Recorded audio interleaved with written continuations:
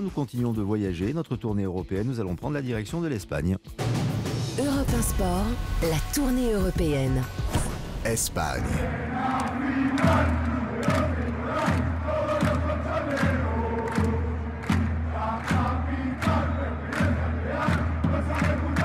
Ça, c'est le chant du Real.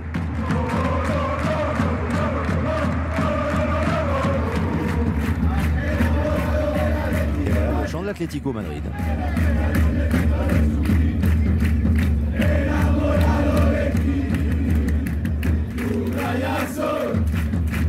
C'est assez similaire quand même, d'un pays à l'autre, d'une ville à l'autre, ou même quand on est dans la même ville avec deux clubs différents. Mais ces deux clubs s'affrontaient aujourd'hui en Espagne, le Real Madrid et l'Atlético de Madrid qui ont fait match nul, un but partout. On en parle avec Juan José Dorado. Bonsoir Juan José. Buenas tardes, Lionel. Hola, ¿qué tal? Bah écoute, moi ça va, match nul, tu viens de l'annoncer, un match nul. Tu sais, c'était la 292e derby de ces deux clubs.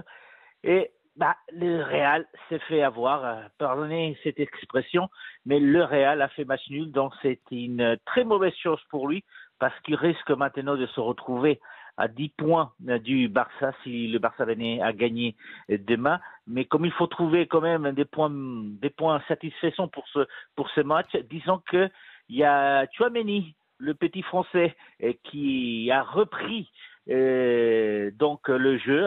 Il est rentré en cours de match après une dizaine de jours.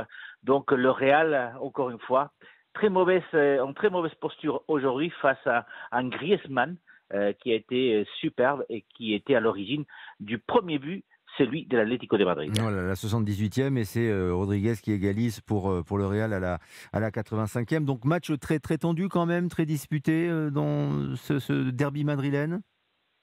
C'était disputé, c'était tendu.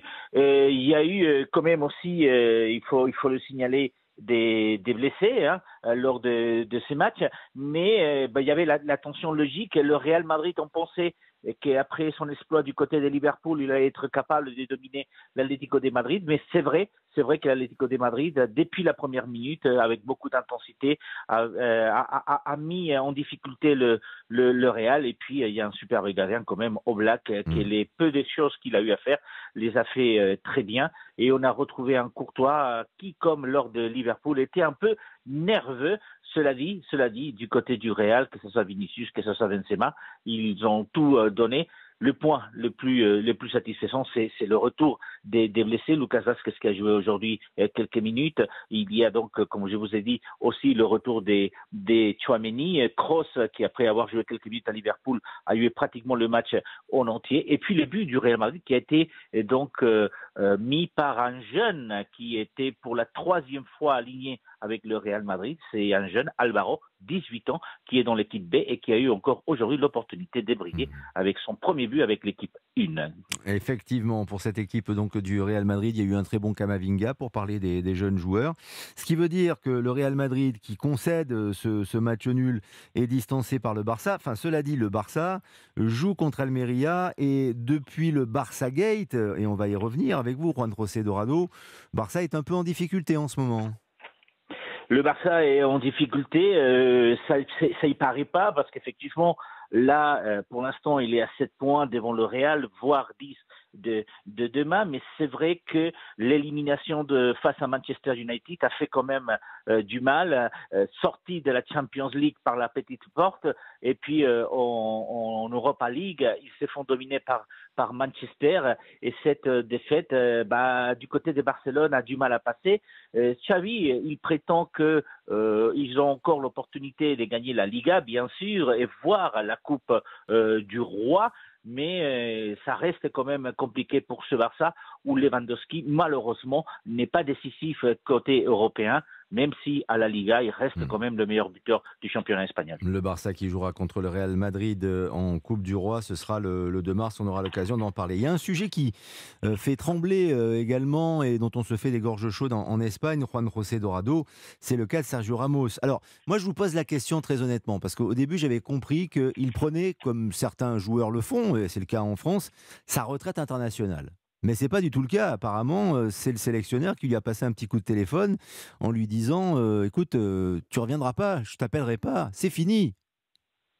Effectivement, c'est fini. C'était jeudi dernier, 13 h. Le sélectionneur Luis de la Fuente donc a appelé Sergio Ramos pour lui annoncer qu'il ne comptait pas sur lui. Vous savez, l'Espagne va jouer ses premiers matchs de l'Euro 2024, les matchs de qualification face à la Norvège et à l'Écosse au mois de mars. Et donc, il lui a annoncé qu'il n'allait pas compter sur lui, que dans le nouveau projet qui avait été déjà entamé par Luis Enrique, c'est un projet avec des jeunes joueurs. Il voulait donner la primauté aux jeunes joueurs et donc il ne rentre pas dans les plans du sélectionneur, même si, sportivement parlant, il était encore compétitif et qu'il aurait pu avoir sa place. Donc la conversation a été très vite, à peine 5 minutes, mais dans la foulée, dans l'après-midi, vers 17 h, Sergio Ramos a sorti un communiqué où il s'est plaigné du fait que la fin de celui qui est le plus capé de l'équipe d'Espagne, 180 matchs avec l'équipe d'Espagne, c'est fini de cette façon. Il ne jouait pas avec l'équipe d'Espagne depuis 2021. Il gardait la confiance de pouvoir continuer à le faire au moins encore un match, mais surtout ce qu'il n'a pas apprécié, c'est que ce n'est pas lui qui a pris la décision de ne pas continuer, qu'on l'a forcé donc vers la porte, et donc Sergio Ramos qui a rappelé dans son communiqué, et je pense que là c'est ça qui a fait mal du côté de la Fédération espagnole de football, le fait que Pepe, ou Pep, comme vous dites en France, du côté du Portugal, ou encore Messi avec l'Argentine, ou encore Modric, effectivement ce sont des joueurs qui ont entre 35 et 37 ans, ou voire 39 ans pour Pep, et ils sont tous encore en équipe nationale. Et même Cristiano Ronaldo, la question peut se poser. Cristiano Ronaldo n'a pas mis un terme à sa carrière internationale et le sélectionneur portugais ne lui a pas dit. Tiens, Cristiano Ronaldo qui a marqué un triplé avec Al Nasser en Arabie Saoudite aujourd'hui. Ils auraient pu trouver un accord en demandant peut-être, en obligeant Sergio Ramos, Juan José Dorado à prendre lui-même sa retraite internationale. Ça aurait été plus propre comme sortie pour tout le monde, non ?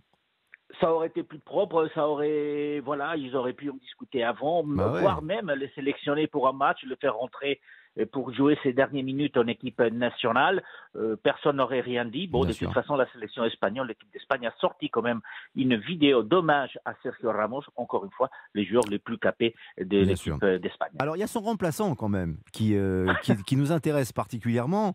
Je tiens à vous dire qu'en préparant cette émission, je l'ai découvert, ce joueur français qui va devenir espagnol. Alors, ce ne serait pas une première en sélection espagnole, en effet, avec Laporte notamment. C'est un joueur qui est à la Real Sociedad, qui s'appelle Robin Lenormand et qui plaît beaucoup à Luis de la Fuente.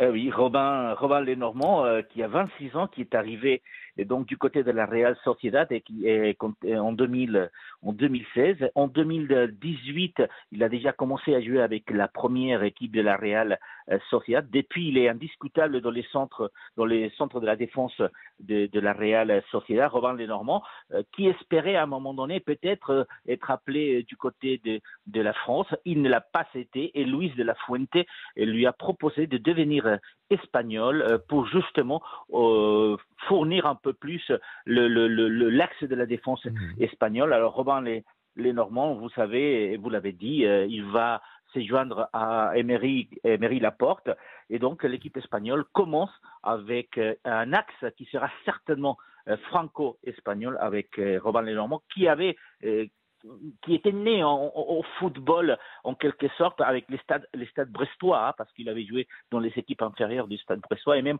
en deuxième division en France, mais c'est du côté de la Real Sociedad où il a été découvert et maintenant c'est certainement le prochain défenseur central de l'équipe d'Espagne.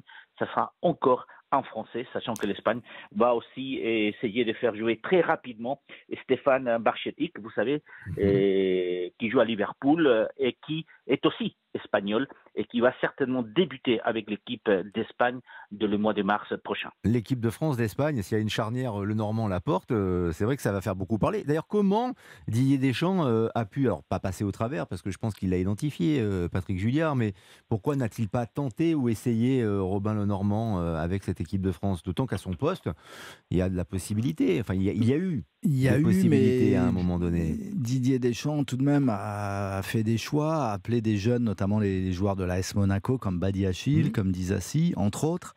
Et je pense aussi que Didier Deschamps privilégie plutôt les joueurs qui jouent régulièrement en Coupe d'Europe, qui jouent régulièrement à très haut niveau, et c'est pas le cas malheureusement de Lenormand. D'accord. Donc à mon avis, c'est un peu pour ça qu'il l'a un Mais petit ce qui n'est peu pas bon pour l'équipe de France, c'est dédaigné. bon pour l'équipe d'Espagne Et quand même. à une Patrick. époque, on disait pareil de pourquoi il n'appelle pas Jérôme Roussillon, et c'était un peu sans doute pour les mêmes raisons. Il D'accord. préférait appeler Aguilar qui joue à Monaco et qui joue peut-être plus en, C'est pas la en même Coupe manière de d'Europe, procéder. mais alors qu'il est peut-être pas intrinsèquement supérieur. Bon, alors ce n'est pas encore la balade des gens heureux pour le Normand, mais nous verrons en effet D'ailleurs, si avec cette équipe espagnole ça marchera pour, Aguilar, pour le Normand. Oui. c'est le cas inverse de Lenormand. C'est plutôt un franco-espagnol en équipe de France. C'est bien noté. Merci pour toutes ces informations, Juan José Dorado. Je suis content parce que vous voyez, on continue à consolider l'amitié franco-espagnole. Vous voyez, on établit des passerelles. Vous avez tout à fait. Et comme ça, on peut continuer à échanger avec vous. Et c'est ça qui est formidable. Donc, on vous retrouve très vite. Salut, Juan José. Bonne soirée en Espagne. L'Italie, dans quelques instants sur Europe 1. C'est même tout de suite.